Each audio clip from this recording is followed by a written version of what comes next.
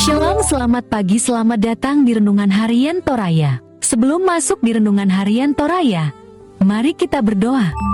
Bapa di dalam nama Tuhan Yesus, kami akan baca firman-Mu, biarlah firman-Mu tetap tinggal di hati kami, dan kami lakukan setiap hari di dalam nama Tuhan Yesus, amin.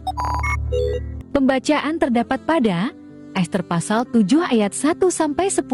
Haman diadukan oleh Ester, dan dihukum mati. Datanglah raja dengan Haman untuk dijamu oleh Ester, sang ratu. Pada hari yang kedua itu, sementara minum anggur, bertanyalah pula raja kepada Ester, "Apakah permintaanmu, hai Ratu Ester?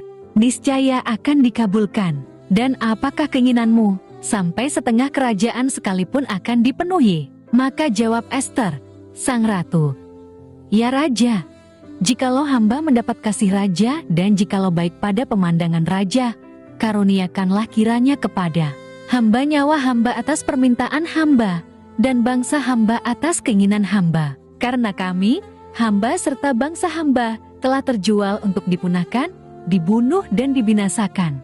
Jikalau seandainya kami hanya dijual sebagai budak laki-laki dan perempuan, niscaya hamba akan berdiam diri.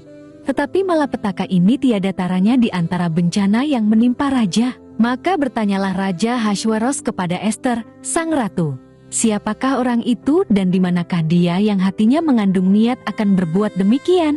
Lalu jawab Ester, "Penganiaya dan musuh itu ialah Haman, orang jahat ini." Maka Haman pun sangatlah ketakutan di hadapan raja dan ratu. Lalu bangkitlah raja dengan panas hatinya daripada minum anggur dan keluar ke taman istana. Akan tetapi Haman masih tinggal untuk memohon nyawanya kepada Ester, sang ratu, karena ia melihat bahwa telah putus niat raja untuk mendatangkan celaka kepadanya. Ketika raja kembali dari taman istana ke dalam ruangan minum anggur, maka Haman berlutut pada katil, tempat Ester berbaring. Maka titah raja, "Masih jugakah ia hendak menggagahi sang ratu di dalam istanaku sendiri?" Tatkala titah raja itu keluar dari mulutnya, maka diselubungi oranglah muka Haman, sembah Harbona, salah seorang sida-sida yang di hadapan raja. Lagi pula, tiang yang dibuat Haman untuk Mordekai, orang yang menyelamatkan raja dengan pemberitahuannya itu, telah berdiri di dekat rumah Haman, 50 hasta tingginya. Lalu titah raja, "Sulakan dia pada tiang itu." Kemudian Haman disulakan pada tiang yang didirikannya untuk Mordekai. Maka surutlah panas hati raja. Tema hari ini adalah Kala KBNERAN menjadi kebenaran. Siapa nak katonganan? Membalik katonganan. Kitab Ester adalah kitab yang tidak pernah satu kali pun menyebut nama Tuhan.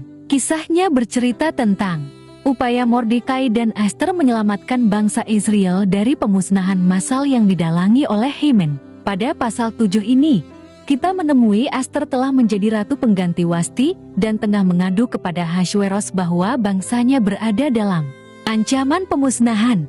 Singkat cerita, sang raja tersulut amarah karena bangsa ratunya hendak dimusnahkan oleh Haman. Tiang yang semestinya dipakai untuk menggantung Mordekai pun dipakai untuk menggantung Haman. Peristiwa tersebut kemudian dirayakan sebagai hari peringatan bebasnya orang Yahudi dari rencana pemusnahan atau yang dikenal sebagai Hari Purim. Kendati Ester adalah seorang ratu, pada masa itu, perempuan tidak memiliki kuasa apapun.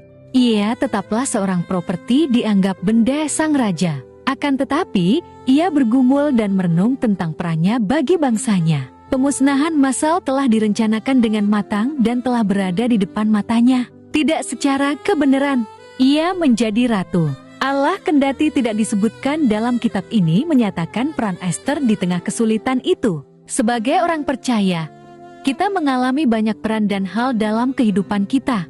Ada yang memang bagian dari rencana kita, tetapi ada juga yang terjadi secara kebenaran. Namun, dalam terang iman kita, tidak ada yang kebenaran. Sebab, di dalam semua hal, Allah memanggil kita untuk mengambil peran membawa kebaikan. Di dalamnya, tidak harus seperti Ester yang menggagalkan pemusnahan, tetapi kita dapat mengidentifikasi hal-hal kecil dan dianggap kebetulan saja di dalam kehidupan kita. Karena di dalam semua hal Allah menyatakan kebenaran. Amin. Mari kita berdoa. Bapa di dalam nama Tuhan Yesus, Kami sudah baca firman-Mu, biarlah firman-Mu tetap tinggal di hati kami, dan kami lakukan setiap hari di dalam nama Tuhan Yesus. Amin. Selamat beraktivitas. Tuhan Yesus berkati. Amin.